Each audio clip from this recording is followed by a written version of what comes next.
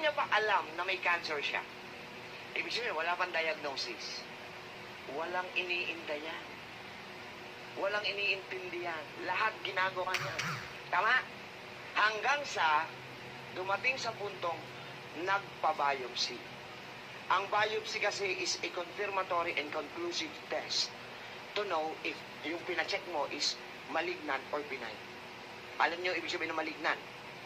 Cancer. Yung benign, nagpa-biopsy na. Eto na. Alam niyo ba, walang resulta ng biopsy kinabukasan. You need to wait 1 to 2 weeks. Okay, eto na.